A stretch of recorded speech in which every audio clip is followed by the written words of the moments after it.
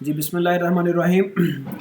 Software engineering के second session में dear aspirants हम मौजूद हैं और लास्ट सेशन में हमने डिफरेंट चीज़ें डिस्कस की थी। तो जहाँ पे हमने स्टॉप किया था वो था वाटरफॉल मॉडल का एक और वेरिएंट था वी मॉडल। तो उसके बाद प्रिस्क्रिप्टिव प्रोसेस मॉडल में नेक्स्ट मॉडल है इंक्रीमेंटल। जैसा कि इसके नाम से जाहिर है, हम डिफरेंट इंक्रीमेंट्स रिलीज कर रहे होते हैं और हर इंक्रीमेंट में हमारे जो सॉफ्टवेयर की हमारी प्रोडक्ट की कुछ एडिशनल फीचर्स हैं वो हम साथ इंटीग्रेट करते चले जाते हैं। ठीक है जी। The incremental model delivers a series of releases. इसमें हम सीरीज ऑफ रिलीजेस हम देते हैं कॉल्ड इंक्रीमेंट, जिसको इंक्रीमेंट कहा जाता है, that provide progressively more functionality for the customer as each increment is delivered. हर इंक्रीमेंट के ऊपर, जिस तरह से हमारे ये जो आपने देखा होगा ये एंड्रॉयड की जो एप्लीकेशंस है वो उनके नए नए वर्जन आते रहते हैं हमारे। वो जब हम नया वर्जन आता है उसको अपडेट करेंगे तो वो नई फंक्शनैलिटी उसमें इंटीग्रेट हो जाती है। तो incremental model, the first increment is often a core product.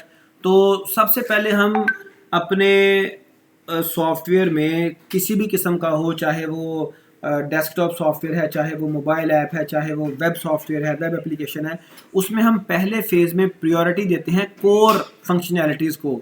ठीक है जी। व्हाट डज आई मीन के if I am using a cell phone, तो सेल फोन में सबसे पहले जो कोर फंक्शनैलिटी डेवलप की गई थी और डिलीवर की गई थी कस्टमर्स के लिए, that was a phone call. और आज तक उसको प्रायोरिटी हासिल है। आप जो मर्जी कर रहे हो, आप गेम खेल रहे हो, आप कुछ भी कर रहे हो, फ़ोन कॉल की प्रायोरिटी सबसे ज़्यादा है। जब फ़ोन कॉल आएगी तो वो आपका सारा सिस्टम जो है वो इंटरप्ट होगा और आपकी फ़ोन कॉल आपके यूज़र इंटरफेस पे वो प्रॉम्प्ट कर जाएगी। तो जो हमारी प्राइमरी और कोर फीचर्स होते हैं उसको हम इंक्रीमेंटल प्रोसेस में सबसे पहले डेवलप करते हैं और उसके बाद फिर जो सेकेंडरी या लेस इंपॉर्टेंट होते हैं वो हम बाद में करते हैं, ताकि कस्टमर को सेटिस्फेक्शन मिलती जाए और उसका काम भी होता जाए और हम टाइम के साथ उसको डेवलपमेंट अपने सॉफ्टवेयर देते जाएं, डिलीवर करते जाएं।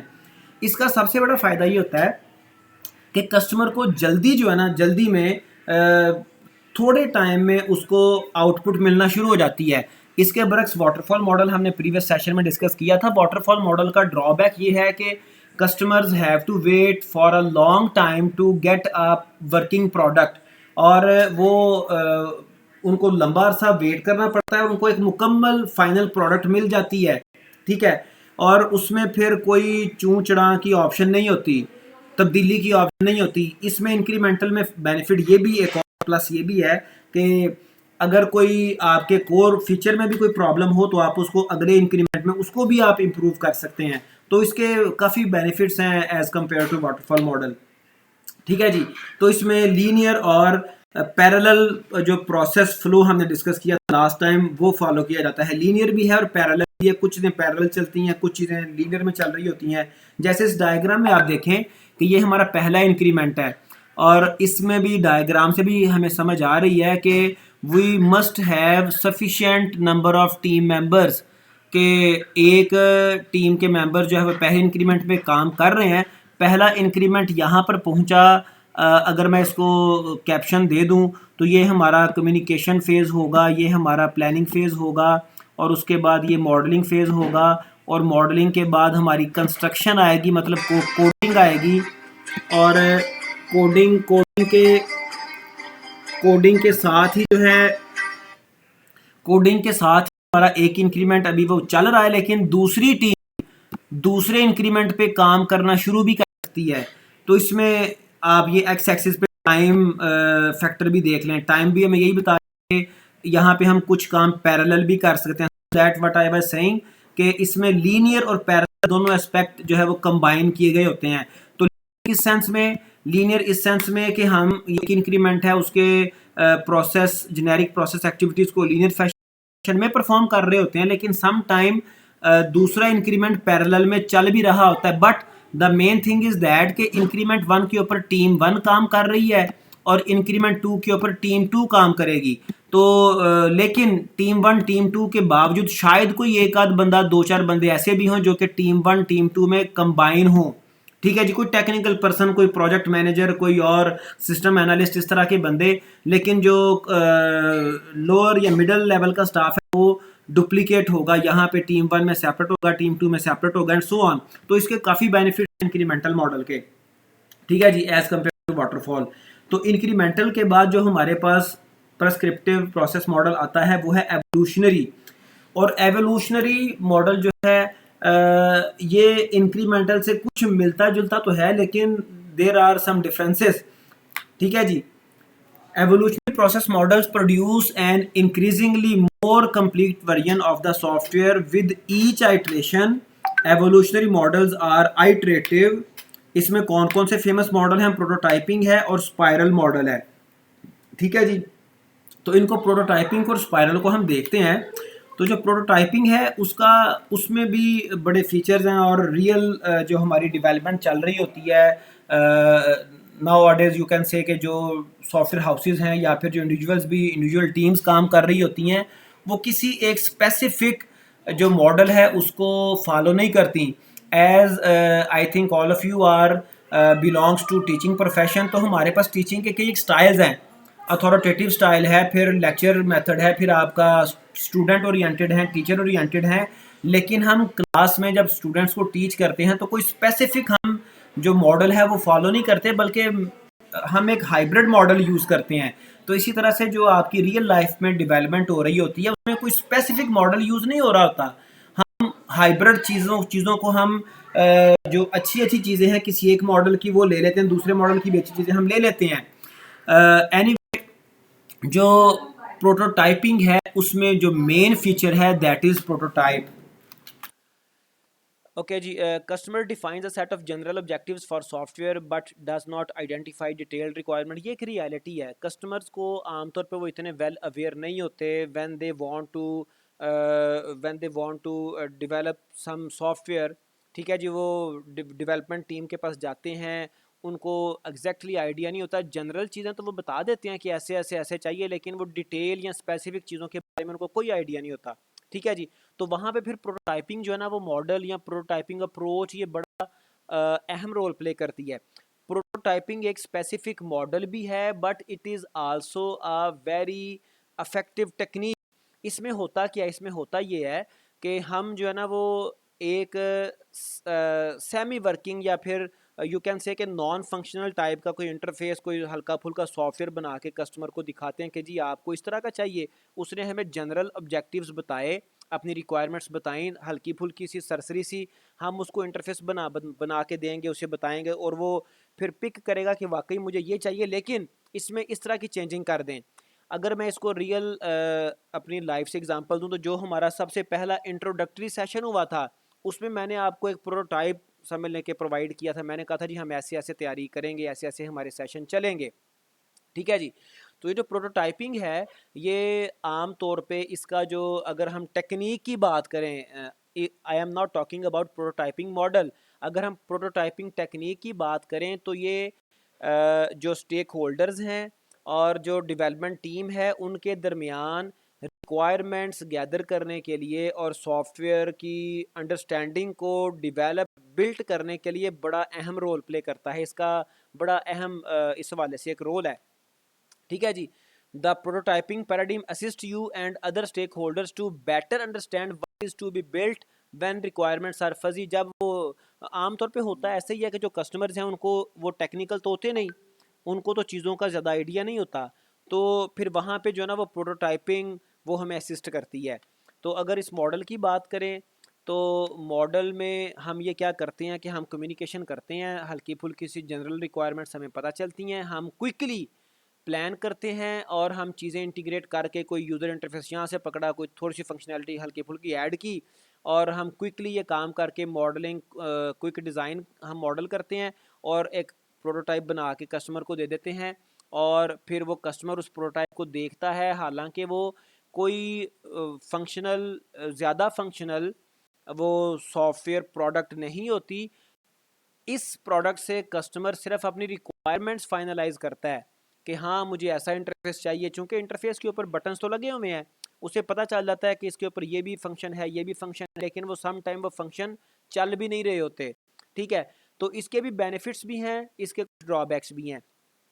इसका बेनिफिट ये है कि customer if the requirements we are unable or we are feeling some sort of problem to elicit requirements from the customer, तो हमें प्रोटोटाइप असिस्ट करता है। लेकिन इसका साथ ही साथ एक ड्रॉबैक ये है कि कस्टमर को जब हम कोई एक प्रोटोटाइप बना के देते हैं ना, तो उस प्रोटोटाइप में जो भी फीचर्स थे अच्छे थे या बुरे थे, तो जो हमारा रियल लाइफ में एक वो चलता है rule, first impression is the last impression. Customer वो इंटरफेस देखता है, वो कलर कॉम्बिनेशन देखता है, वो कोई चीज़ें देखता है, उसे वो चीज़ें दिल को लगती हैं, और जब 2 माह के बाद उसे एक्चुअल प्रोडक्ट मिलती है, उसमें प्रोटोटाइप में और प्रोडक्ट में जो थोड़ा बहुत डिफरेंस होता है ना इंटरफेस का, वो कहता है जी पहले तो आपने ये दिखाया था, तो आपने ऐसे का दिखाया था, पहले तो ये था। हालांकि वो तो सिर्फ रिक्वायरमेंट्स गैदर करने के लिए एक हम क्विकली डिज़ाइन करके क्विकली उसे प्रेजेंट किया था। तो जो प्रोटोटाइपिंग है ये rather than a process model, ये ज़्यादा तौर पे टेक्निक के तौर पे इस्तेमाल होता है, ठीक है जी।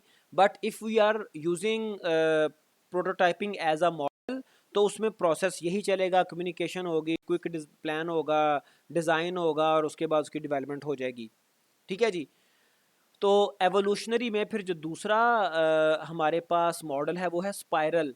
तो स्पाइरल में बेसिकली, स्पाइरल में और जो दूसरा था इंक्रीमेंटल, इसमें एक डिफरेंस है। इंक्रीमेंटल में हमने देखा था कि ख़ास तौर पर हमारे पास वो लीनियर फैशन में तो काम चल रहा होता है, लेकिन पैरेलल भी सम टाइम कहीं पे चीज़ें पैरेलल भी चलती हैं। लेकिन स्पाइरल में पैरेलल कुछ भी नहीं होता, और होती एवोल्यूशन है। हर एक ओवरऑल इंक्रीमेंट के बाद, एक प्रोसेस मुकम्मल होने के बाद, जो हमारी प्रोडक्ट है वो मिच्योर होती चली जाती है, उसमें परफेक्शन आती है, उसमें नए जो फीचर्स हैं वो एड अप होते चले जाते हैं। अगेन इसको भी वर्जनिंग के लिए इस्तेमाल किया जाता है, वर्जन कंट्रोल के लिए। The spiral model is an evolutionary, iterative है ये नेचर में, और iterative nature of prototyping with the controlled and systematic aspects of the waterfall model. तो इसमें काफ़ी सारे एस्पेक्ट हैं, आइट्रेटिव का भी एस्पेक्ट है, फिर प्रोटोटाइपिंग का कंट्रोल्ड वर्जन भी है, सिस्टमैटिक भी है, और वाटरफॉल मॉडल की तरह से ये एक लीनियर फैशन भी रखता है। इसकी डायग्राम देखेंगे तो आपको चीज़ें समझ आ जाएंगी। It provides the potential for rapid development of increasing more complete version of the software. तो इसमें हमारे पास टीम भी ज़्यादा होनी चाहिए, तब हम स्पाइरल मॉडल को यूज़ करेंगे या कर सकते हैं, ठीक है जी। और with the passage of time हमारी परफेक्ट जो मॉड्यूल्स हैं या प्रोडक्ट्स हैं वो बनती चली जाती हैं। जैसे कि देखें, यहाँ से अगर हमारा प्रोसेस स्टार्ट होता है तो आपको नज़र आ रहा है कि ये वाला जो फेज़ है, ये कम्युनिकेशन फ़ेज़ है। तो पहले हम कम्युनिकेट करते हैं अपने स्टेक होल्डर्स के साथ, कस्टमर्स के साथ, फिर हम अगले फ़ेज़ में क्या करते हैं जी, फिर हम अगले फ़ेज़ में प्लानिंग कर रहे होते हैं, एस्टिमेशन, स्केजुलिंग, रिस्क वगैरह जो भी करना होता है, ठीक है जी। एस्टिमेशन का यहाँ पर मैं आपको बता दूँ, क्योंकि कुछ लोग तो पिछले सेशन में थे भी नहीं, और लेकिन कुछ हमने ज़्यादा डिस्कस भी नहीं किया था। एक और कॉन्सेप्ट आता है फिजिबिलिटी का, फिजिबिलिटी स्टडी, और मैंने आपको प्रीवियस सेशन में बताया था कि जो भी हम स्टडी करते हैं, जो भी हम कोई एक्शंस परफॉर्म करते हैं, हर एक्शन का, हर स्टडी का एक रिपोर्ट भी होती है। तो फिजिबिलिटी स्टडी के बाद एक फिजिबिलिटी रिपोर्ट भी आती है, और वो प्लानिंग फ़ेज़ या स्टार्टिंग फ़ेज़ पे हम परफॉर्म करते हैं, और फिजिबिलिटी रिपोर्ट से हम ये डिसाइड करते हैं कि हमने प्रोजेक्ट पकड़ना है या नहीं पकड़ना। और फिजिबिलिटी की फिर आगे डजन्स ऑफ टाइप्स हैं, उनमें से मोस्ट जो फेमस और इम्पॉर्टेंट और सिग्निफिकेंट हैं उनमें कॉस्ट फिजिबिलिटी है, स्केजुअल फिजिबिलिटी है, और आपकी टाइम स्केजुअल और टाइम सेम हो गए, और उसके अलावा दो तीन आपकी टॉप पे हैं, एक आपकी टाइम है, एक आपकी कॉस्ट है, फंड्स है, और एक आध और टेक्निकल फिजिबिलिटी कि आप ये काम कर भी सकते हैं कि नहीं। एनीवे, तो पहले इंक्रीमेंट में स्पाइरल मॉडल के अंदर हम फिर उसके बाद प्लानिंग के बाद मॉडलिंग पे चले जाते हैं। इसमें एनालिसिस और डिज़ाइन होता है, फिर मॉडलिंग के बाद आप कर लेते हो कंस्ट्रक्शन, कोडिंग वगैरह, डेटाबेस डिज़ाइनिंग, और इस तरह से सारा कुछ टेस्टिंग साथ चलती रहती है। फिर आप डिप्लॉय करते हो, तो ये आपकी एक आइट्रेशन मुकम्मल हो जाती है। और यहाँ पर भी हम जो कोर फीचर्स हैं वो कस्टमर को ऑफ़र कर देते हैं। कस्टमर को जल्दी से विद लेस टाइम कस्टमर को जो है वो प्रोडक्ट मिलना शुरू हो जाती है, वो सेटिस्फाई हो जाता है। ठीक है जी। As compare to waterfall model ये भी ज़्यादा इफ़ेक्टिव है, चूँकि वाटरफॉल मॉडल में अगेन हमें एक लंबे अरसे तक वेट करवाना पड़ता है कस्टमर को, और उसमें हमारे भी अगर रिवीजन कोई आ जाए तो हमारे भी ज़्यादा एफर्ट्स लगती हैं, फंड्स भी लगते हैं कस्टमर के ज़्यादा।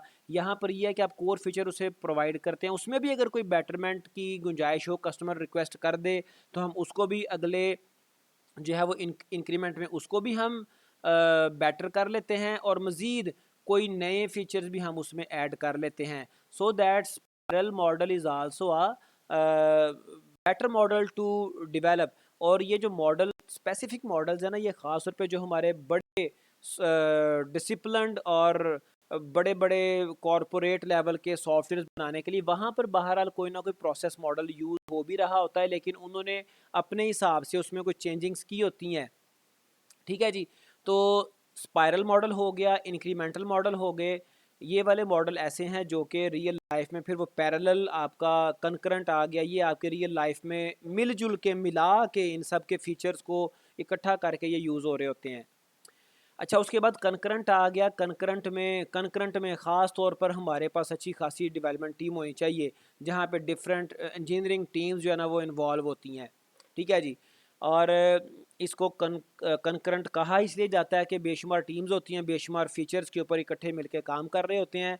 जैसे यहाँ पर आप देखें, और इसमें यहाँ पर उन्होंने एक कोई डिपेंडेंसी टाइप की चीज़ें दिखाई तो हैं, लेकिन कोई ख़ास डिपेंडेंसी इस मॉडल के अंदर नहीं है, वो चेंज हो सकती हैं चीज़ें। ठीक है जी। जैसे आप देखें यहाँ पे, अगर हम इसको अंडरस्टैंड करना चाहें, ये कुछ फीचर्स हमारे अंडर डेवलपमेंट हैं, और इसके बाद कुछ अंडर रिव्यू हैं, और awaiting changes.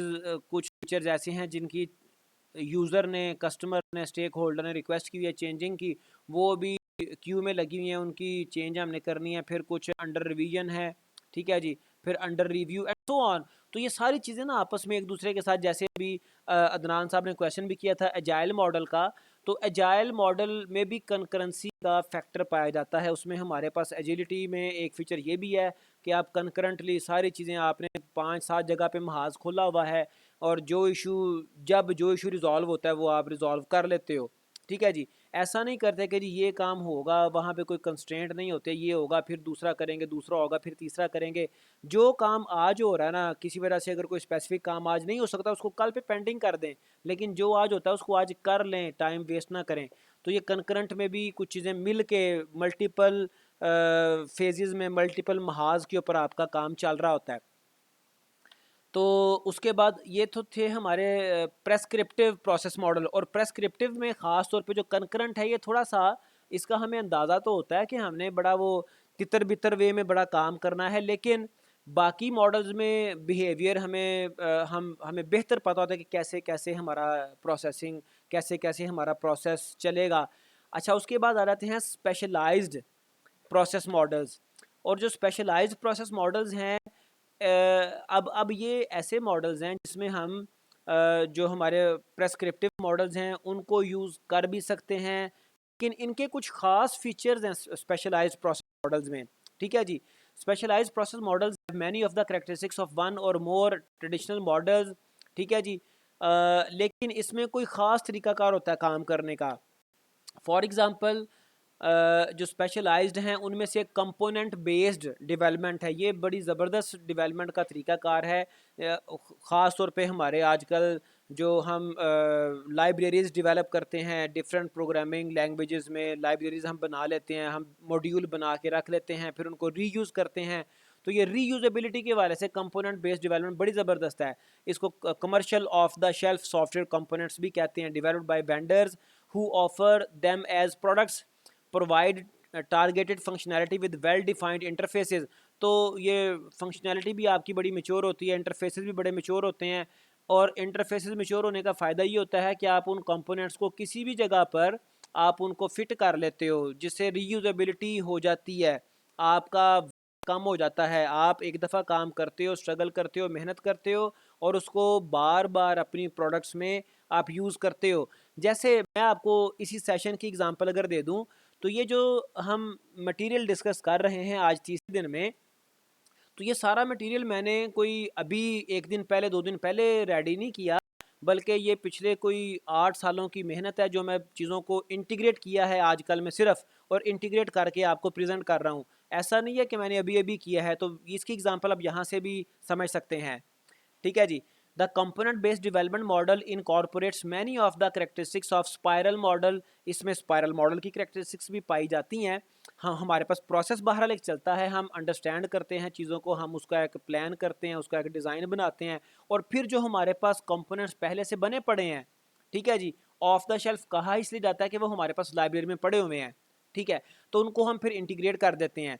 It is evolutionary in nature, demanding an iterative approach to the creation of software.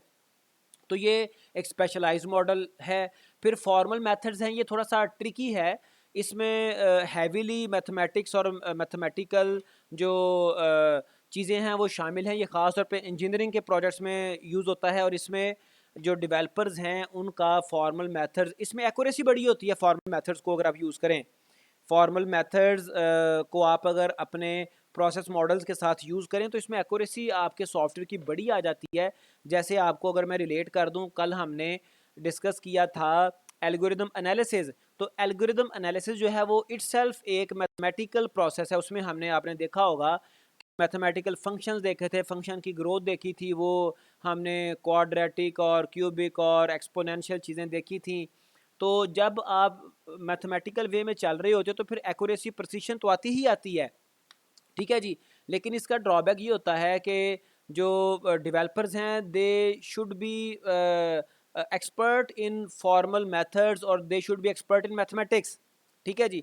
The formal methods model encompasses a set of activities that leads to formal mathematical specification of software, computer software. तो अगर जैसे यहाँ पे एक हमारे भाई मौजूद हैं जो कि एमएस कर रहे हैं और रिसर्च कर रहे हैं, उन्होंने अभी मुझे बताया था सेशन से पहले। तो जब आप कोई भी रिसर्च करते हैं, कोई थीसिस आप लिखते हैं तो कोई भी आप प्रोडक्ट बनाते हैं, कोई भी आप प्रपोज करते हैं चीज़, तो उसको ऑथेंटिकेट करने के लिए आपके पास बेशुमार मेथड्स होते हैं। उनमें से एक फॉर्मल मेथड भी है कि आप उसको, अपनी प्रोडक्ट को, अपने थीसिस को, अपने आइडिया को आप उसको जो है वो प्रूव करें कि इसके रिजल्ट्स कैसे आएंगे। एक फॉर्मल मेथड्स भी है। दूसरा तरीका आपका जो है वो आप उसको डायरेक्ट कंप्लीटली इम्प्लीमेंट कर सकते हो। तीसरा तरीका है कि आप उसको सिमुलेट, मॉडल सिमुलेट कर लें। कई एक तरीके होते हैं, लेकिन एक तरीका फॉर्मल मेथड्स का भी आ जाता है, ठीक है जी। Formal methods enable you to specify, develop and verify. इसका जो मेजर बेनिफिट है वो वेरिफिकेशन है। इससे आप अपने प्रोडक्ट की जो रिजल्ट्स हैं उनको वेरीफाई कर सकते हो बड़ी एक्यूरेसी के साथ। Verify a computer based system by applying a rigorous mathematical notations. तो मैथमेटिकल नोटेशन जब आप चीज़ों को रिप्रेजेंट करते हो, मॉडलिंग करते हो और उसको प्रेजेंट करते हो, तो उसमें एक्यूरेसी का फैक्टर आ जाता है। तो ये बहरहाल एक स्पेशलाइज्ड मॉडल है।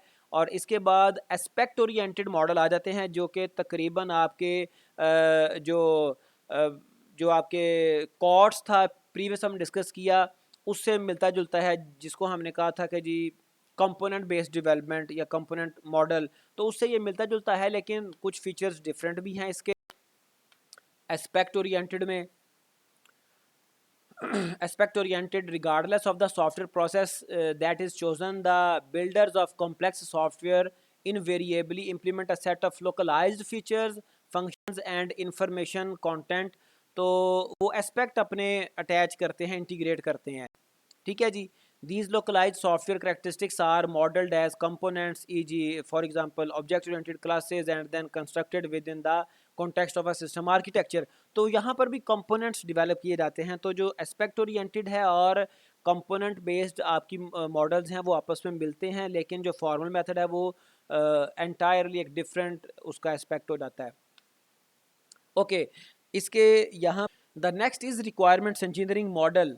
अच्छा, अब तक हमने अपने कोर्स का एक जनरल ओवरव्यू तो लिया, लेकिन अब हम फेज़ वाइज चल रहे हैं, ठीक है जी। जैसे हमने देखा था जेनेरिक प्रोसेस मॉडल में हमारा पहला फेज़ कम्युनिकेशन था और फिर प्लानिंग था। तो कम्युनिकेशन में, प्लानिंग में जो हमारा मेन पर्पज़ होता है ना, जो हमारा मेन टास्क होता है, वो टास्क होता है रिक्वायरमेंट्स को गैदर करना। तो उसके लिए भी हम एक स्पेसिफिक मॉडल यूज़ करते हैं, एक तरीका कार यूज़ करते हैं। चूँकि हमने ये बात तो कर ली कि software engineering is the application of systematic and quantifiable approach. तो सिस्टम है पूरा एक इसमें, हम कोई तुक्के नहीं लगाते, कोई जुगाड़ नहीं लगाते, हमारे पास पूरा सिस्टम है, पहले क्या होगा, फिर क्या होगा, फिर क्या होगा। तो रिक्वायरमेंट्स को गैदर करने के लिए, रिक्वायरमेंट्स इंजीनियरिंग के लिए हम सबसे पहले फिजिबिलिटी स्टडी करते हैं, उसकी एक रिपोर्ट भी बनती है जो मैंने आपको प्रीवियस इंट्रोड्यूस बहरहाल की थी। इस रिपोर्ट की बेस पे हम शुरू पे ही डिसाइड कर लेते हैं whether we should go with this project or not. क्या ये प्रोजेक्ट हमें कोई इन टर्म्स ऑफ मनी हमें कुछ देगा, क्या ये प्रोजेक्ट हमें इन टर्म्स ऑफ एक्सपीरियंस कुछ देगा, क्या ये हमारी गुडविल डेवलप करेगा। हर दफ़ा मनी जो है वो, पैसा जो है वो इम्पोर्टेंट नहीं होता।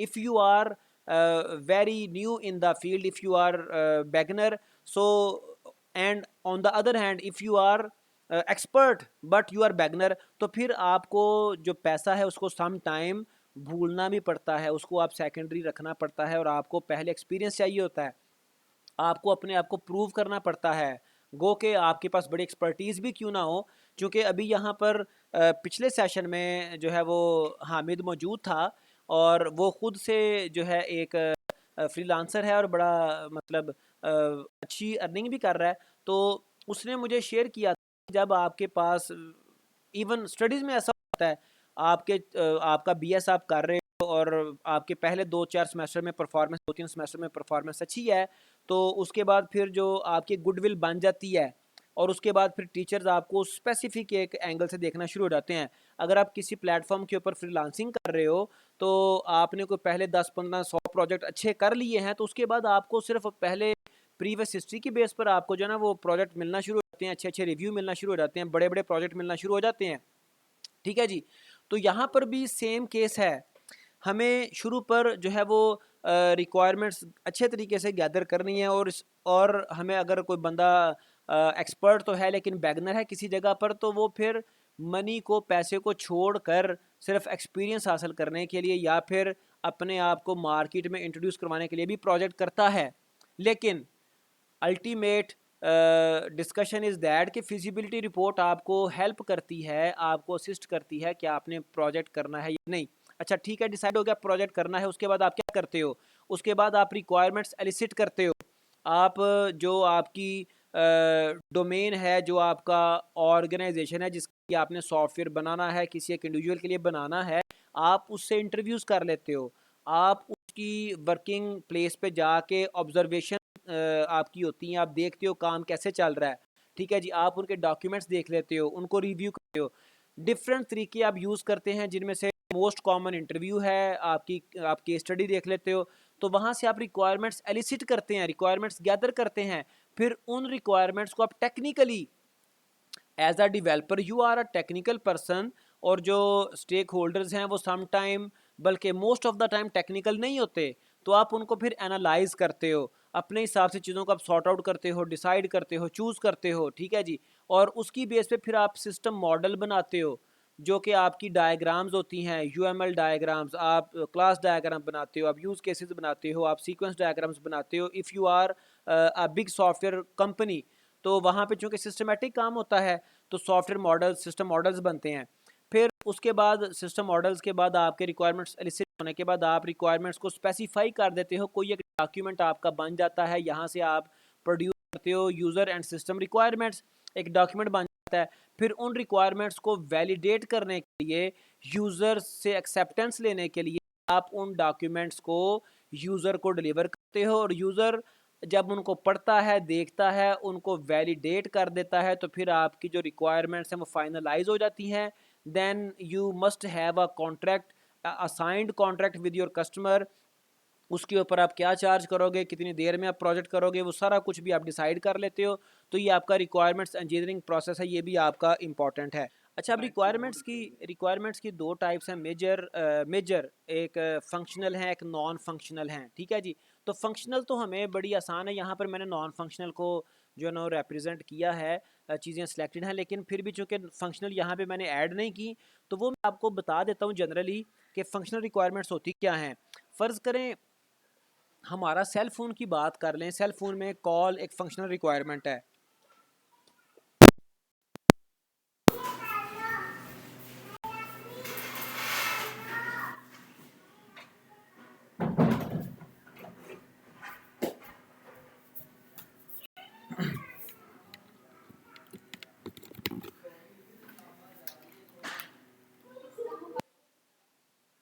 तो गाड़ी में जो गाड़ी चल रही है उसका चलना जो है फंक्शनैलिटी है जी, जो यूज़र ने बताएं कि मुझे ये चीज़ें चाहिए, ऐसे ऐसे आपने करना है, ये चीज़ें आपने बनानी है, तो वो सारी फंक्शनल रिक्वायरमेंट्स हैं। लेकिन उन फंक्शनल रिक्वायरमेंट्स को सम टाइम उनकी परफॉर्मेंस को बेटर बनाने के लिए और इवन उनकी परफॉर्मेंस अचीव करने के लिए हमें कई एक नॉन फंक्शनल रिक्वायरमेंट्स को भी टेक केयर करना पड़ता है, क्योंकि नॉन फंक्शनल रिक्वायरमेंट समटाइम जो ना वो कन्फ्यूजिव होती हैं, इसलिए मैंने उनको यहाँ पर ऐड किया। नॉन फंक्शनल आपकी प्रोडक्ट से रिलेटेड भी हो सकती हैं, ठीक है जी, और उसके अलावा आपकी जो ऑर्गेनाइजेशनल रिक्वायरमेंट्स भी हो सकती हैं, आपकी एक्सटर्नल भी हो सकती हैं। लेकिन जो ख़ास तौर पे जनरली अगर मैं आपको बताऊं तो जो आपकी ओवरऑल नॉन फंक्शनल रिक्वायरमेंट्स हैं, इनका ओवरऑल इनका जो ताल्लुक है सॉरी इनका जो ताल्लुक है वो क्वालिटी के साथ होता है, ठीक है जी। क्वालिटी को बेहतर से बेहतर बनाने के लिए ये रिक्वायरमेंट्स जो है ना वो आपको फुलफिल करना पड़ती हैं। आमतौर पे तो नॉन फंक्शनल सारी की सारी ही, लेकिन ख़ास तौर पर जो प्रोडक्ट रिक्वायरमेंट्स हैं ये सारी की सारी आपकी जो है ना ये क्वालिटी को, जैसे यहाँ पर देखें, efficiency requirements, dependability requirements, security requirements, usability, performance, space requirements, ठीक है जी। और फिर अगर ऑर्गेनाइजेशनल की बात करें, एनवायरनमेंटल, ऑपरेशनल, डेवलपमेंट, और एक्सटर्नल की बात करें, रेगुलेटरी, तो इनको थोड़ा सा मैं बता देता हूँ। प्रोडक्ट का तो आपको कुछ आइडिया होगा। ऑर्गेनाइजेशन में सम टाइम कुछ जो है ना वो एनवायरनमेंट होता है स्पेसिफिक, ठीक है जी। तो उस एनवायरनमेंट के हिसाब से आपको प्रोडक्ट थोड़ी सी सॉफ्टवेयर थोड़ा सा चेंज भी करना पड़ सकता है। ऑपरेशनल, हर ऑर्गेनाइजेशन में सॉफ्टवेयर के चलने की कोई डिफ़िकल्टीज़ या कुछ कंस्ट्रेंट्स हो सकते हैं, आपको उस हिसाब से जो ना वो चलना पड़ेगा। डेवलपमेंट की भी एक वैसे वैसे ही बंदा कह देता है, जो है बिजनेस कह देता है जी मुझे डेवलपमेंट करवानी ही पीएचपी के साथ है, मुझे करवानी ही जेड फ्रेम में डेवलपमेंट करवानी है, मुझे जनाब कोडिंग नाइटर में करवानी है, मुझे एमवीसी फ्रेमवर्क चाहिए, मुझे फ़लाँ चीज़ चाहिए। वहाँ पर फिर आपकी डेवलपमेंट रिक्वायरमेंट्स आ जाती हैं, कंस्ट्रेंट्स आ जाती हैं। फिर जो एक्सटर्नल हैं इनका ताल्लुक ना तो ऑर्गेनाइजेशन से होता है ना ही प्रोडक्ट से होता है, ये उस रीजन के हिसाब से कुछ रिक्वायरमेंट्स आ जाती हैं। जैसे रेगुलेटरी रिक्वायरमेंट्स हैं, जैसे एथिकल लेजिस्लेटिव हैं। आप पाकिस्तान में कोई कैसीनो टाइप का, कोई गैम्बलिंग टाइप का प्रोजेक्ट लॉन्च ही नहीं कर सकते। If you are going to launch this sort of project, तो ये टाइप के प्रोजेक्ट जो हैं ये जनाब बाय लॉ प्रोहिबिटेड हैं, ठीक है जी। So you have to face the regulatory problems, और ये एथिकल भी नहीं है। आप यहाँ पे कोई इस तरह का काम नहीं कर सकते, कोई जनाब शराब खाने के लिए सॉफ्टवेयर आप बनाएं until unless there are specific conditions. तो ये सारी आपकी एक्सटर्नल रिक्वायरमेंट्स हो जाती हैं, ठीक है जी। अच्छा, अब आगे बड़ा इंपॉर्टेंट टॉपिक शुरू हो रहा है। अब दो हमारे मेजर एरियाज़ रह गए हैं जिनको हमने कवर करना है, और we are short of time, ठीक है। तो उसमें एक है सिस्टम मॉडलिंग। चाहे हमें थोड़ा एक्सटेंड करना पड़े सेशन, लेकिन हम इसको मुकम्मल करेंगे। थोड़ा सा चाहे स्पीड बढ़ा लें, लेकिन मुकम्मल ज़रूर करेंगे। सिस्टम मॉडलिंग है और सॉफ्टवेयर टेस्टिंग है। तो सिस्टम मॉडलिंग सिंपल हम पहले भी डिस्कस करते आए हैं कि ये आपका डिज़ाइन होता है। आपने रिक्वायरमेंट्स गैदर कर ली हैं, अब उन रिक्वायरमेंट्स को बेटर अंडरस्टैंड करने के लिए आपको एक डिज़ाइन बनाना है। The same way as we were talking in the previous session, कि जो आपका सिविल इंजीनियरिंग है वो सबसे पुराना इंजीनियरिंग डोमेन है, इंजीनियरिंग फील्ड है। तो जैसे सिविल इंजीनियरिंग में हम घर का या बिल्डिंग का या किसी इंस्टीट्यूट बनाना है, डेवलप करना है, कंस्ट्रक्ट करना है, उसका हम नक्शा बनवाते हैं, बिल्कुल वैसे ही सॉफ्टवेयर के कई एक मॉडल्स, कई एक डिज़ाइन बनते हैं, और मोस्टली वो हम यूएमएल डायग्राम के ज़रिए से या फिर उसके अलावा भी समटाइम जेनेरिक डायग्राम्स भी बनाई जाती हैं, ठीक है जी। बट हम यहाँ पे जो डिस्कशन करेंगे ज़्यादा, चूँकि यूएमएल डायग्राम ज़्यादा टेक्निकल हैं, तो हम उनकी बात करेंगे, ठीक है जी। तो यूएमएल हमारे पास जो हैं वो स्टैंडर्ड 14 डायग्राम्स आ जाती हैं, और उन 14 डायग्राम्स में से कुछ जो आपकी स्ट्रक्चर्ड हैं, स्टैटिक हैं, कुछ आपकी बिहेवियरल हैं, डायनामिक हैं। स्ट्रक्चरल जो है ये स्टैटिक डायग्राम्स होती हैं, ये सिस्टम के फीचर्स को, सिस्टम के अगर मैं आपको रियल लाइफ से रिलेट करूं, तो स्ट्रक्चरल जो डायग्राम्स हैं ये तस्वीरें होती हैं, ये इमेजेस होते हैं, और जो बिहेवियरल हैं ये वीडियो होती है, ठीक है जी। ये किसी ऑब्जेक्ट, किसी सिस्टम की जो फंक्शनैलिटी परफॉर्म हो रही है वो उसको फंक्शनैलिटी को कैप्चर करने के लिए बिहेवियरल डायग्राम्स हैं, और स्टिल ऑब्जेक्ट को जो है वो कैप्चर करने के लिए आपकी स्ट्रक्चरल डायग्राम्स हैं। ठीक है, ये हैं तो वैसे 14 हैं, लेकिन इनमें से कुछ डायग्राम्स बड़ी इंपॉर्टेंट हैं। अब वो कौन सी हैं जो कि बड़ी फेमस हैं? वो एक्टिविटी डायग्राम है, यूज़ केस डायग्राम है, आपकी सीक्वेंस डायग्राम है, क्लास डायग्राम है और स्टेट डायग्राम्स हैं। ठीक है जी। और इन डायग्राम्स को आप, एक्सक्यूज़ मी, अच्छा, इन डायग्राम्स के साथ जो है वो एक आपको कॉन्टेक्स्ट मॉडल्स अंडरस्टैंड करना पड़ते हैं, जो कि कॉन्टेक्स्ट डायग्राम अंडरस्टैंड करना पड़ती है, जो कि यूएमएल का पार्ट तो नहीं है, but it it offer you a facility to understand your system in a better way. ठीक है जी। कॉन्टेक्स्ट मॉडल आपको ये फैसिलिटेट करता है कि आप अपने सिस्टम को अच्छे तरीके से समझ लें। जैसा कि इसके नाम से जाहिर है, कॉन्टेक्स्ट कहते हैं, अगर हम उसको उर्दू में बात करें, कॉन्टेक्स्ट कहते हैं सियाको सबाक को, इर्द गिर्द को, एनवायरनमेंट को, एटमॉस्फेयर को। तो कॉन्टेक्स्ट मॉडल में आप अपने सिस्टम को ऐसे समझते हो कि आपके सिस्टम के दाएं बाएं ऊपर नीचे आगे पीछे कौन कौन से सिस्टम्स और सिस्टम काम कर रहे हैं, या कौन से और एंटिटीज़ ने इस सिस्टम के साथ इंटरेक्ट करना है। ठीक है जी। ये सिस्टम की बाउंड्री डिफाइन करती है कॉन्टेक्स्ट मॉडल। ठीक है। और इसमें क्या होता है जी, आप इसमें सिस्टम और सिस्टम के पार्ट्स को उसकी एनवायरनमेंट के साथ रिलेट करते हो। जो एक्सटर्नल एंटिटीज़ आपके सिस्टम के साथ इंटरेक्ट कर रही होती हैं, वो आप रिलेशन दिखा रहे होते हो। डायरेक्टली मैं आपको डायग्राम दिखाऊंगा तो आपको बात समझ आ जाएगी। ये दरमियान में हमारा कोई सिस्टम है विच इज़ गालिबन it is a patient management system of some hospital. ठीक है जी। हॉस्पिटल सिस्टम है कोई, उसका पेशेंट मैनेजमेंट सिस्टम है, और इस पेशेंट मैनेजमेंट सिस्टम को पेशेंट एडमिशन सिस्टम के साथ भी इंटरेक्ट करना पड़ता है। इसको पेशेंट रिकॉर्ड सिस्टम के साथ भी इंटरेक्ट करना पड़ता है। इस पेशेंट मैनेजमेंट सिस्टम को मैनेजमेंट रिपोर्टिंग सिस्टम के साथ भी इंटरेक्ट करना है। इसको स्टैटिस्टिक्स सिस्टम के साथ, इसको अपॉइंटमेंट सिस्टम के साथ, और इसको प्रेस्क्रिप्शन सिस्टम के साथ मिलके काम करना है। दूसरे लफ्ज़ों में अब ये कह सकते हैं कि ओवरऑल आपका कोई हॉस्पिटल मैनेजमेंट सिस्टम है, बड़ा सिस्टम है, और उसके जो है वो 7 मॉड्यूल्स हैं। उनमें से 7 में से एक मॉड्यूल पीएमएस है, जो कि ऑटोनोमस सिस्टम भी है। ऑटोनोमस बिल्कुल अलहदा सेपरेट भी काम कर सकता है, लेकिन वो पूरे एनवायरनमेंट में मिलके भी काम करता है। अगर कोई और एग्जांपल दूं तो मैं ये आपको बता सकता हूँ कि हमारा एमएस ऑफिस है, उसमें माइक्रोसॉफ्ट वर्ड बिल्कुल सेपरेट एक प्रोडक्ट है, लेकिन सम टाइम अगर हम ओवरऑल कॉन्टेक्स्ट में देखें तो हम माइक्रोसॉफ्ट वर्ड से कुछ डाटा सम टाइम हम एक्सेल में भी मूव करवा लेते हैं, एक्सेल का डाटा माइक्रोसॉफ्ट वर्ड में, सम टाइम हम एक्सेल से डाटा उठा के अपनी पावर पॉइंट स्लाइड्स पे ले जाते हैं। तो same case is here, you can understand. ठीक है जी। तो कॉन्टेक्स्ट मॉडल जो है ये हमें हमारे सिस्टम को समझने के लिए एक प्लेटफॉर्म प्रोवाइड करता है, और इसमें कुछ डायग्राम्स और भी आती हैं जिनको यहाँ पर मैंने इंक्लूड तो नहीं किया, वर्बली मैं आपको बता देता हूँ। आपके जो है वो 0 लेवल कॉन्टेक्स्ट डायग्राम आती है, लेवल 1 डायग्राम आती है, लेवल 2 डायग्राम आती है।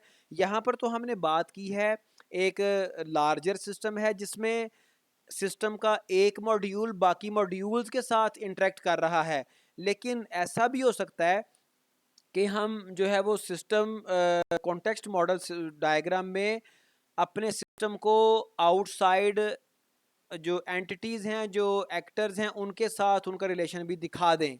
ठीक है जी। बहरहाल level 0 context level diagram, context level 1 diagram, इनको आप डिटेल में देख सकते हो। अदरवाइज़ मैं आपको मटेरियल भी प्रोवाइड कर दूंगा, मेरे इसके ऊपर लेक्चर भी अवेलेबल हैं यूट्यूब के ऊपर। ठीक है जी। उसके बाद हमारी एक्टिविटी डायग्राम आ जाती है, जो कि यूएमएल डायग्राम है, और ये हमारे सिस्टम की एक्टिविटीज़ और उसके फ्लोज़ को बताने के लिए, एक्सप्लेन करने के लिए यूज़ की जाती है। यहाँ से आप देख सकते हो, it is a process model of involuntary detention activity diagram. कोई जहाँ पर आपका कोई ऐसा पेशेंट हैं जो कि मेंटली रिटार्टेड हैं, उनको ट्रैक करना है, उनको देखना है। अगर किसी पेशेंट की डिटेंशन उसकी जो है वो अगर वो मेंटली इतना ज़्यादा रिटार्ड हो चुका है, प्रॉब्लमेटिक हो चुका है कि वो दूसरों के लिए हार्मफुल है, तो उसको आपको किसी मेंटल हॉस्पिटल में दाखिल करवाने की या इवन पुलिस स्टेशन में जो है वो भेजने की ज़रूरत पेश आ सकती है। तो उसमें डिफरेंट एक्टिविटीज़ कैसे आपस में इंटरेक्ट करेंगी। अगर डिटेंशन कंफर्म हो गई है तो उसके बाद आप पेशेंट को इन्फॉर्म करोगे ये एक एक्टिविटी है, रिकॉर्ड उसका आप उसको आप रिकॉर्ड करोगे कि हम we are going to detain this person. फिर उसके बाद आपको एक सिक्योर प्लेस पे उसको भेजना है, चाहे आप उसको पुलिस स्टेशन में भेजो, चाहे आप उसको हॉस्पिटल में भेजो, इट डिपेंड्स। अगर वो डेंजरस है, और अगर वो डेंजरस नहीं है फिर आप उसको हॉस्पिटल में एडमिट करोगे। ठीक है जी। एनी हाउ इन तमाम एक्टिविटीज़ के बाद, इन तमाम डिसीजंस के बाद आपने क्या करना है, अगला फेज़ आ जाता है, आपने सोशल केयर को इन्फॉर्म करना है, जो आपके ये NGOs वगैरह होती हैं या फिर उसके जो लवाहकीन है घर पे, आपने उनको इन्फॉर्म, नेक्स्ट टू किन उनको आपने इन्फॉर्म करना है, आपने अपने रिकॉर्ड को अपडेट करना है, और उसके बाद आपका ये सिस्टम जो है वो एंड हो जाएगा। ये जो आपका एक सैम्पल है, अब मैं डिटेल में भी नहीं जा रहा, ये आपका स्टार्टिंग ऑफ एक्टिविटी बता रहा है, और ये जो आपका जो सर्कल है इनसाइड फिल्ड सर्कल, ये आपका क्लोजिंग ऑफ एक्टिविटी डायग्राम बता रहा है। ठीक है जी। और ये जो आपके ओवल हैं ये आपकी एक्टिविटीज़ को रिप्रेजेंट कर रहे हैं, और ये जो आपके रेक्टेंगल्स हैं ये आपकी समझ लें डाटाबेस को या फिर सिस्टम को रिप्रेजेंट कर रहे हैं। तो एक्टिविटी डायग्राम आपकी टेक्निकल है। फिर उसके बाद इंटरेक्शन मॉडल्स आ जाते हैं। इंटरेक्शन में आपकी दो डायग्राम्स बड़ी इंपॉर्टेंट हैं, जिसमें यूज़र इंटरेक्शन को दिखाया जाता है, और सॉफ्टवेयर को अंडरस्टैंड करने के लिए बड़ी इंपॉर्टेंट ये डायग्राम्स हैं, मॉडल्स हैं। और इसमें जो दो टाइप की मेजर मॉडल्स आते हैं, उनमें से एक यूज़ केस मॉडलिंग है और एक सीक्वेंस डायग्राम है। अगर हम सिस्टम की मॉडलिंग के हवाले से बात करें तो यूज़ केस और सीक्वेंस डायग्राम आपस में इनका बड़ा गहरा ताल्लुक भी है। यूज़ केस मॉडलिंग में, यूज़ केस डायग्राम में हम जितने यूज़ केसेस आइडेंटिफाई करते हैं, हर यूज़ केस के लिए कम से कम एक सीक्वेंस डायग्राम बन जाती है। ठीक है जी। जैसे ये देखें यूज़ केस डायग्राम है, इसमें हम क्या करते हैं, किसी भी एक्टर के जो उसने फंक्शन परफॉर्म करने होते हैं सिस्टम में रहते हुए, हम उन फंक्शंस को आइडेंटिफाई करते हैं, और जो फंक्शंस हैं उन फंक्शन को ही हम यूज़ केस कहते हैं। ठीक है जी। जैसे मेडिकल रिसेप्शनिस्ट है किसी जगह पर बैठा हुआ या बैठी हुई, तो उसने पेशेंट को रजिस्टर करना है, पेशेंट को अनरजिस्टर या डिस्चार्ज भी उसके पास इंफॉर्मेशन आती है, वो पेशेंट को व्यू कर सकता है, डाटा ट्रांसफ़र कर सकता है किसी और doctor sorry hospital management system के किसी और मॉड्यूल के अंदर। जैसे हमने प्रीवियस जो आपकी डायग्राम थी कॉन्टेक्स्ट डायग्राम, उसमें देखा था कि आपके ज़्यादा मॉड्यूल्स हो सकते हैं हॉस्पिटल मैनेजमेंट सिस्टम में, तो अगर डाटा ट्रांसफ़र करना है तो वो भी ये कर सकता है, और अगर पेशेंट को कांटेक्ट करना है तो वो भी ये सारे फंक्शन मेडिकल रिसेप्शनिस्ट परफॉर्म कर सकता है। और फिर इस हर एक यूज़ केस के अगेंस्ट आपकी एक सीक्वेंस डायग्राम बनेगी। तो सो दैट जो आपकी सीक्वेंस डायग्राम है, जो आपकी यूज़ केस डायग्राम है, इनके दरमियान आपका बड़ा गहरा रिलेशन होता है। ठीक है जी। और ये सिस्टम की इंटरेक्शन को बताती हैं। एक और यूज़ केस देख लें, इसको मैं डिफ़ाइन नहीं करूँगा, वजह ये है कि टाइम हमारे पास कम है। फिर ये एक और सीक्वेंस डायग्राम है, इसकी भी डिटेल्स में मैं नहीं जाऊँगा, हालांकि इसमें काफ़ी सारी डिटेल्स हैं, इंक्लूड और एक्सटेंड, और उसके अलावा कुछ और जनरलाइज कुछ डिटेल्स हैं, but I will not I am not going in the details, because ये जो डिटेल्स हैं ये हम आगे अपने प्रोग्रामिंग में इसको डिस्कस करेंगे, ऊप में डिस्कस कर लेंगे, जनरलाइजेशन को और रिलेशंस को हम वहाँ पे भी देखेंगे। ओके। उसके बाद हमारा आ जाता है आगे डायग्राम की जो टाइप है सीक्वेंस डायग्राम। और सीक्वेंस डायग्राम जैसे मैंने आपको बताया कि हर यूज़ केस के लिए एक सीक्वेंस डायग्राम बनती है। ठीक है जी। और ये सीक्वेंस डायग्राम करती क्या है, ये आपकी सिस्टम में वर्क कैसे हो रहा है उसको बताती है। आपके सिस्टम में सम टाइम डिफरेंट लेयर्स होती हैं, डिफरेंट इंटरफेसेस होते हैं, डिफरेंट आपके वो मॉड्यूल्स होते हैं, उनके दरमियान डाटा रिक्वेस्ट कैसे मूव कर रही है, रिस्पॉन्स कैसे आ रहा है, वो सारा आपकी जो है ना सीक्वेंस डायग्राम बता रही होती है। ठीक है जी। और सीक्वेंस डायग्राम की जो नोटेशंस हैं वो बहुत ज़्यादा हैं, उनको सिर्फ मैं जनरली बताऊंगा। ये जो टॉप पे आपकी जो नोटेशंस हैं ये तो हैवीली और एक्सटेंसिवली और नॉर्मली कॉमनली यूज़ होती हैं। ठीक है जी। तो जो बॉटम पे हैं ये स्पेशलाइज्ड हैं, ये सम टाइम यूज़ नहीं भी होती। तो आप देखिएगा डायग्राम्स में ये टॉप वाली जो नोटेशन है वो लाजमी तौर पे आएंगी। जैसे अगर आप ये सीक्वेंस डायग्राम देखें तो it is again a medical receptionist. ठीक है जी। और ये कर क्या रहा है, इस पे मुझे यहाँ पे डायग्राम से अगर आइडिया नहीं भी हो रहा तो मैं इसको अंडरस्टैंड करने की कोशिश करता हूँ। इसकी कैप्शन साथ नहीं है, तो इसने करना क्या है, ये व्यू इन्फो, बिल्कुल ये जो हमने यूज़ केस देखी थी उसमें उसमें जो है वो एक व्यू पेशेंट इन्फो की यूज़ केस भी थी। मैं अगर आपको रेफ़र कर दूं तो you can see here very mid level use case, जो सेंटर में यूज़ केस है व्यू पेशेंट इन्फो, इसी के लिए सीक्वेंस डायग्राम बनाई गई है, वो आगे जो है वो रेफ़र की गई है, उसको मैं एक्सप्लेन करूँगा, आपको आइडिया हो जाएगा। तो इसमें स्टूडेंट की इन्फो अगर देखनी है तो उसकी जो है वो सीक्वेंस डायग्राम क्या होगी। जो मेडिकल रिसेप्शनिस्ट है वो सिस्टम का इंटरफेस यूज़ करेगा और वहाँ पे पेशेंट का आईडी देगा। दैट आईडी कुड बी या CNIC और सम अदर पेशेंट आईडी, कोई सिस्टम जनरेटेड आईडी भी हो सकता है, कोई पेशेंट का नाम भी हो सकता है। इट डिपेंड्स कि आपने सिस्टम को कैसे डेवलप किया है, उसमें प्राइमरी की, फॉरेन की या प्राइमरी की क्या रखी है आपने। ठीक है जी, ये प्राइमरी कीज़ वगैरह कीज़ का कॉन्सेप्ट हम डाटाबेस के कोर्स में देखेंगे।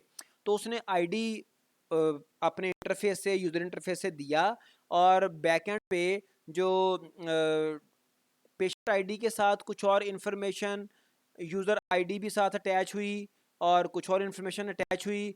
चूँकि पेशेंट की जो इन्फॉर्मेशन है वो स्पेसिफिक यूज़र के अलावा कोई और देख नहीं सकता। अच्छा जी, तो ये बहरहाल यहाँ पे इस इंटरफेस पे कुछ चीज़ें और ऐड हो जाएंगी, चूँकि जो इररेलेवेंट यूज़र है वो भी इन्फॉर्मेशन नहीं देख सकता, फिर यूज़र आईडी भी चाहिए। ठीक है जी, फिर उसके बाद ये ऑथेंटिकेट होगा यूज़र और उसकी इन्फो ऑथेंटिकेट होगी। उसके बाद फिर यूज़र की इन्फॉर्मेशन अगर अवेलेबल है, अगर यूज़र ऑथोराइज है तो फिर उसकी इन्फॉर्मेशन प्रोवाइड कर दी जाएगी मेडिकल रिसेप्शनिस्ट को। लेकिन अगर कोई फेक बंदा यहाँ पर बैठा हुआ है और उसका आईडी सही नहीं लगा हुआ, फॉर एग्ज़ाम्पल हमारी ऑर्गेनाइजेशन में एक एडमिनिस्ट्रेटर होता है, एक उसके अंडर कोई 2-4 बंदे होते हैं, फिर एक और पर्सन होता है। अगर आप बोर्ड ऑफ इंटरमीडिएट की बात करें, वहाँ पर रिज़ल्ट को चेंज करने की अथॉरिटी को 2-4 लोगों के पास होगी। अगर उसी का आईडी लगा होगा तब रिज़ल्ट चेंज होगा। अगर कोई और क्लर्क या कोई लोअर लेवल का एम्प्लॉय चेंज करना चाहेगा अपने आईडी से तो चेंज नहीं होगा। The same situation is here. ठीक है जी, तो सीक्वेंस डायग्राम हो गई, डायग्राम्स और भी थी, इसको मैं अभी छोड़ रहा हूँ, स्किप कर रहा हूँ, डिटेल थी वो मैंने स्किप कर दी है, खुद आप पढ़िएगा। फिर क्लास डायग्राम आ जाती है। It is here you can C object oriented is involved heavily.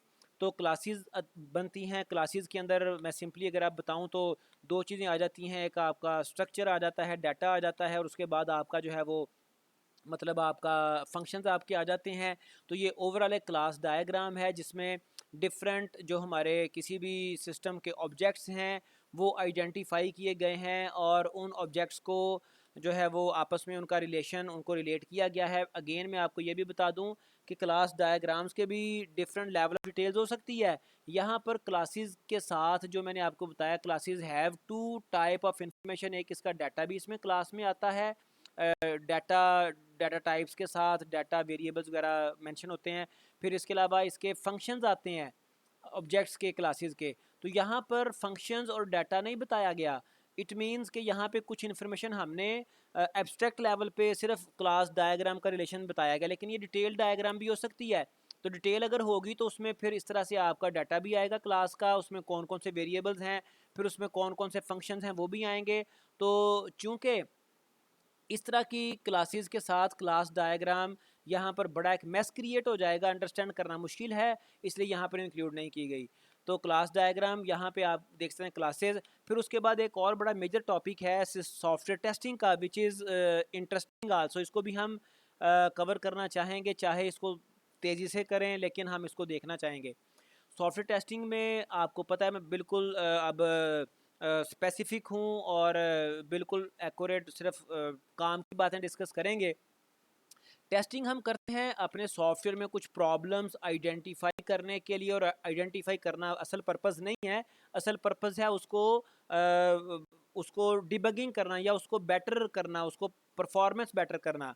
ठीक है जी, उसके लिए हम कई तरह के टेस्ट केसेस और टेस्ट रन्स भी करते हैं। लेकिन टेस्टिंग जो है ना वो कई किस्म की टेस्टिंग है। फिर टेस्टिंग और डिबगिंग सिंपल सा कॉन्सेप्ट है। टेस्टिंग में सिर्फ हम एरर्स चेक करते हैं, जबकि डिबगिंग में चेकिंग के साथ एरर्स को रिमूव भी किया जाता है।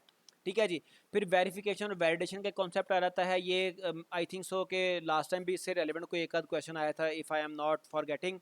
तो वेरिफिकेशन क्या होती है? Set refers to the set of tasks that ensure that software correctly implements a specific function। तो इसमें हम ये चेक करते हैं कि जो जो हमारा सॉफ्टवेयर है वो फंक्शन को करेक्टली जो है वो इम्प्लीमेंट कर रहा है, जबकि जो वैलिडेशन है वो इसके उलट है। हम फंक्शन से स्टार्ट करते हैं और उसकी रिक्वायरमेंट पे जाते हैं। हम ये देखते हैं कि जो हमारा फंक्शन है वो अकॉर्डिंग टू रिक्वायरमेंट्स है।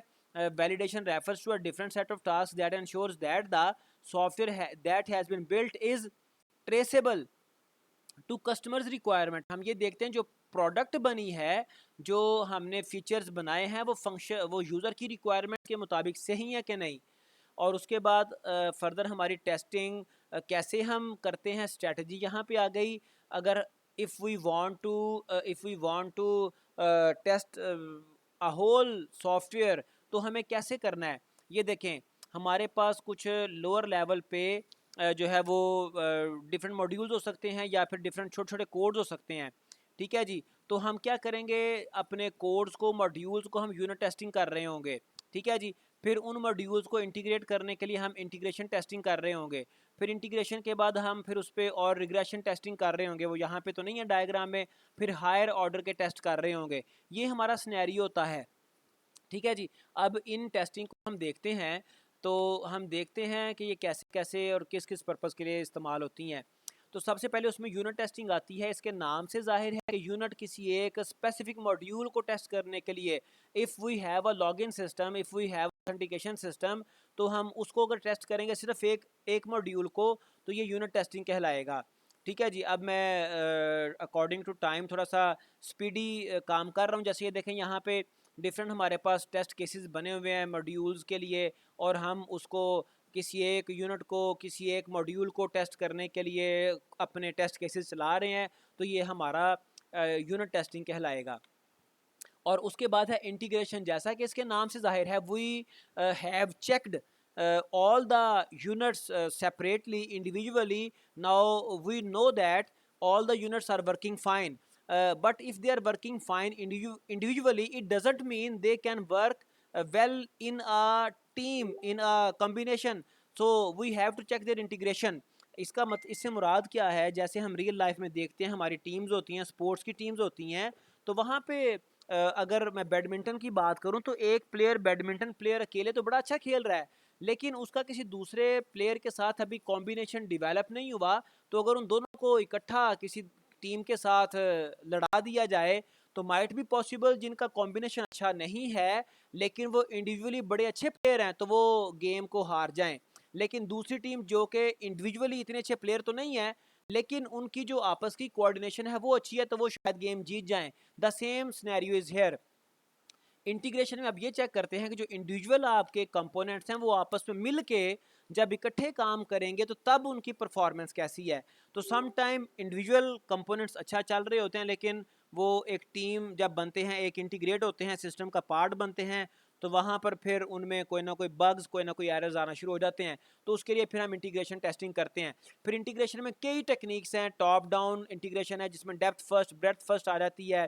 ठीक है जी, डेप्थ फर्स्ट में हम क्या करते हैं जी, एक डेप्थ में जाते हैं, यहाँ से शुरू हुए डेप्थ में गए। ठीक है जी, M1, M2, M5, M8, फिर उसके बाद हम अगले लेवल पे आ गए, फिर इधर आ गए, फिर हम इधर आ गए। ठीक है जी, ये आपकी डेप्थ फर्स्ट है। फिर ब्रेथ फर्स्ट क्या होती है, आप एक लेवल पे चले, अगली डायग्राम पे वैसे होगा, इसमें आप एक लेवल पे चले, फिर उसके बाद उससे अगले लेवल पे आप चले, फिर उसके बाद उससे अगले, नाम से इसकी जो क्लियर हो रही हैं। ठीक है जी, M2, 3, 4 एक लेवल के हैं, एक हिरार्की के हैं। आप इसको यूँ समझ लें जैसे उधर ट्री में हमने ट्रैवर्सल देखी थी, डिफरेंट हमने देखी थी, और एक मैंने आपको ब्रेड्थ ट्रैवर्सल बताई थी। तो ये सेम ब्रेड्थ फर्स्ट में सेम सिनेरियो चल रहा होता है। अच्छा, उसके बाद आपकी इंटीग्रेशन में बॉटम अप इंटीग्रेशन आ जाती है। बॉटम अप के नाम से जाहिर है आप बॉटम से इंटीग्रेशन करना शुरू करते हो, टॉप तक चलते हो।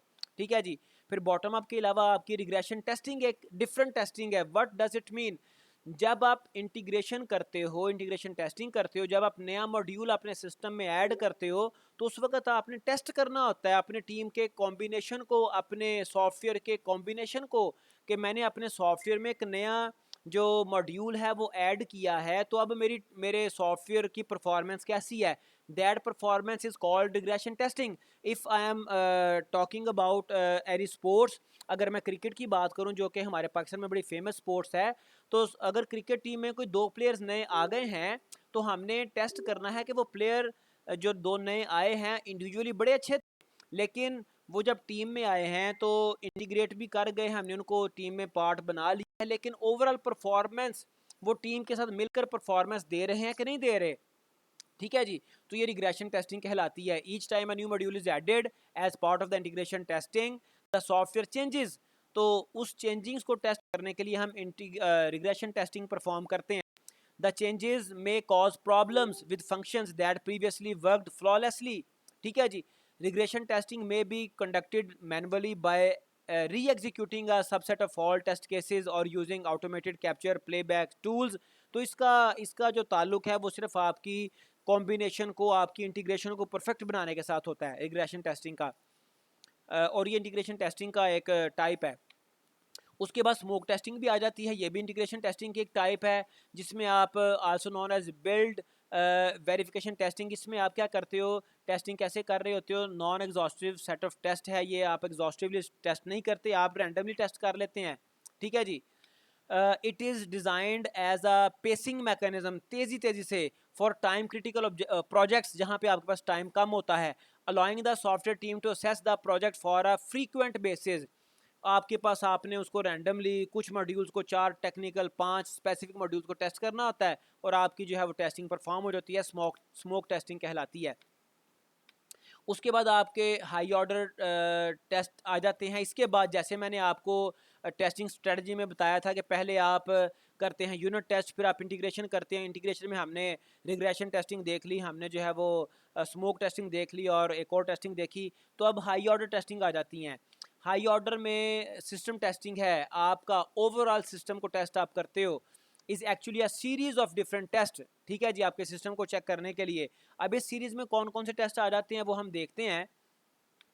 रिकवरी टेस्टिंग आ जाता है।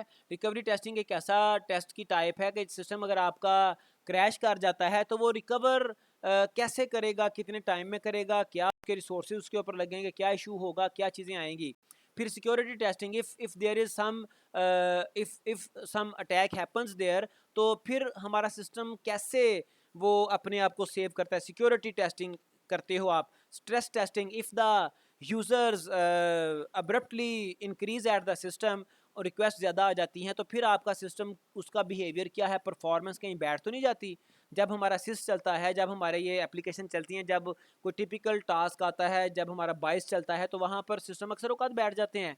ठीक है जी, हमारा इधर वो सेंसेस आ जाए, कोई और चीज़ें आ जाए, रिजल्ट आ जाए, बाइस बैठ जाता है, सेंसेस आए, हमारा सिस बैठ जाता है। तो स्ट्रेस टेस्टिंग, फिर परफॉर्मेंस टेस्टिंग, उसकी ओवरऑल परफॉर्मेंस हम देखते हैं सिस्टम की डिफरेंट सिचुएशंस में। डिप्लॉयमेंट टेस्टिंग, आप अपने जो आपका बिजनेस है जिसके लिए आप डेवलप कर रहे हो, जो आपकी ऑर्गेनाइजेशन है, उसमें आप डिप्लॉय करके टेस्ट करते हो। ठीक है जी, फिर आपका रिकवरी टेस्टिंग, इसकी डिटेल में मैं नहीं जा रहा, मैंने आपको बता दिया, इसको खुद रीड कीजिएगा। सिक्योरिटी टेस्टिंग डिटेल में नहीं जा रहा। फिर आपका स्ट्रेस टेस्टिंग है, मैंने आपको बता दिया, इसको सेंसिटिविटी टेस्टिंग भी कहते हैं। ठीक है जी, फिर आपका परफॉर्मेंस टेस्टिंग है, इसको भी आप खुद रीड कीजिएगा। फिर उसके बाद आपका आ जाता है नेक्स्ट डिप्लॉयमेंट टेस्टिंग, आपको बता दिया कि आपने इंस्टॉल करके देखना है, इसके साथ आप ट्रेनिंग भी कर सकते हो, कुछ डॉक्यूमेंटेशन भी आप यूज़र को दोगे। उसके बाद इंटरनल एंड एक्सटर्नल व्यू, तो आपके सिस्टम के कुछ इंटरनल एक्सटर्नल व्यूज़ भी होते हैं। ठीक है जी, इंटरनल एक्सटर्नल से मुराद क्या है, आप सिस्टम को इंटरनली मुकम्मल चेक करते हो या फिर एक्सटर्नली चेक करते हो, ये दो आपके पर्सपेक्टिव आ जाते हैं। अगर आप अपने सिस्टम को एक्सटर्नल बात करें तो एक्सटर्नल व्यू के हिसाब से आपकी ब्लैक बॉक्स टेस्टिंग आती है। ब्लैक बॉक्स टेस्टिंग से क्या मुराद है कि आप अपने सिस्टम को सिर्फ उसके मॉड्यूल चेक कर लेते हो। मसलन कैलकुलेटर है, आप कैलकुलेटर में क्या करते हो, आप 3 जमा 5 करके देखते हो, और if the result is accurate, so you say that the software is working fine. ठीक है, आप उसकी कोडिंग नहीं देखते, आप उसकी इंटरनल चीज़ें नहीं देखते। ठीक है जी, ये आपका सिर्फ एक्सटर्नली आप देखते हो, और इसको आप ब्लैक बॉक्स टेस्टिंग कहते हो, इसको आप एक्सटर्नल व्यू टेस्ट भी कहते हो। फिर the second requires an internal view, जिसको वाइट बॉक्स कहते हैं। वाइट बॉक्स में आप सिर्फ उसके इनपुट दे के आउटपुट चेक करने वाला मैकेनिज्म नहीं है, आप मॉड्यूल्स को, आप कोड को देखते हो कि उसमें कोई प्रॉब्लम तो नहीं है, और इससे कोई जो है वो आपकी ये खैर कोई इररेलेवेंट चीज़ आ गई, एनीवे छोड़ें इसको, ये भी रेलिवेंट है आपसे। इट इज़ माय डेफिशिएंसी और यू कैन से मिस्टेक। और वाइट बॉक्स टेस्टिंग आ गई, इसकी फिर आगे कुछ और टेक्निक्स भी हैं, टाइप्स भी हैं, और इसको ग्लास बॉक्स टेस्टिंग भी बहरहाल कहते हैं।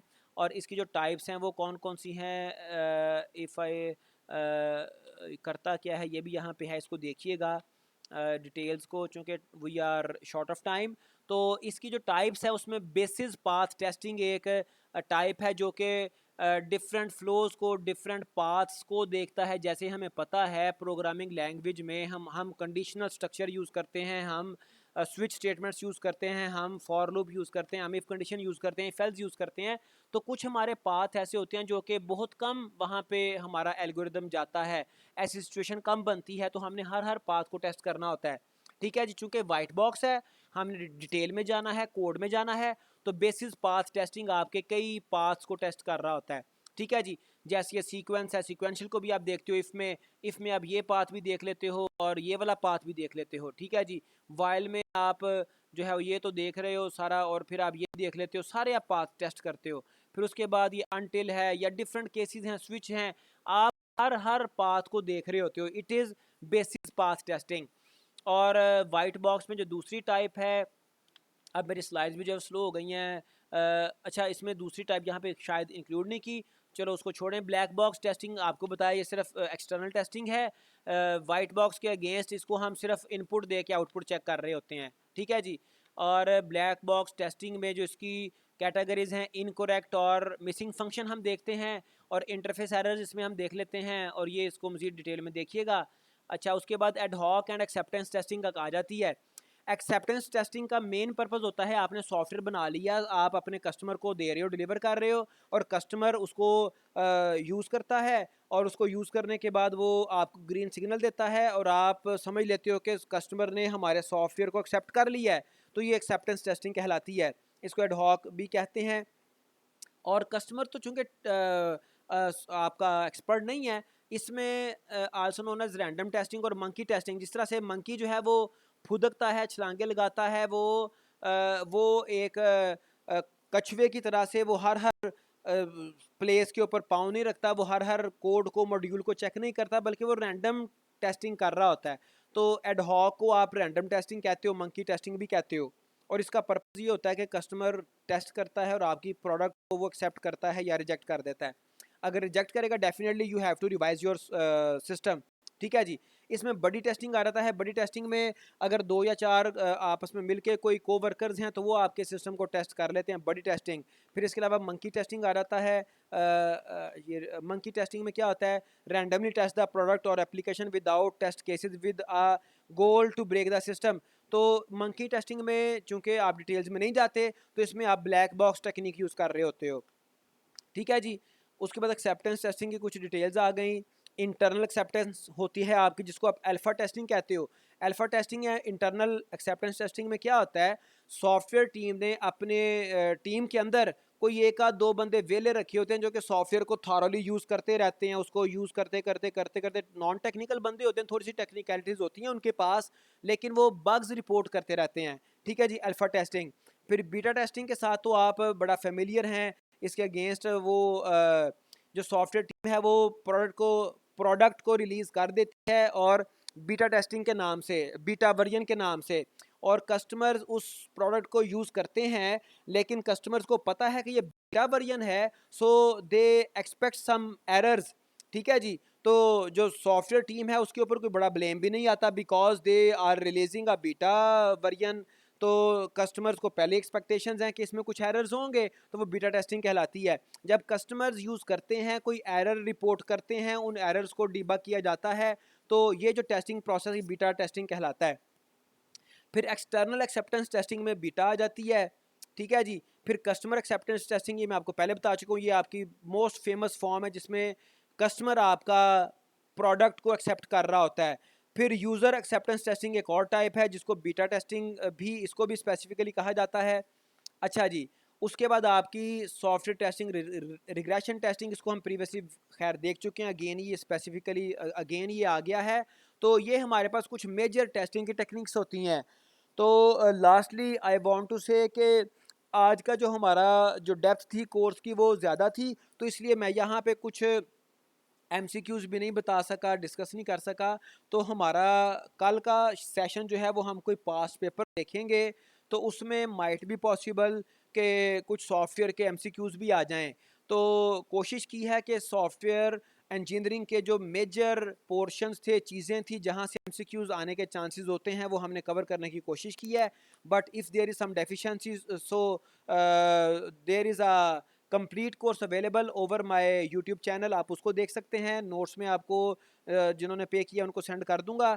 तो बहरहाल आज के लिए इतना ही, इसको मैं रिकॉर्डिंग को वाइंड अप कर रहा हूँ। But you have few minutes to ask question if you have some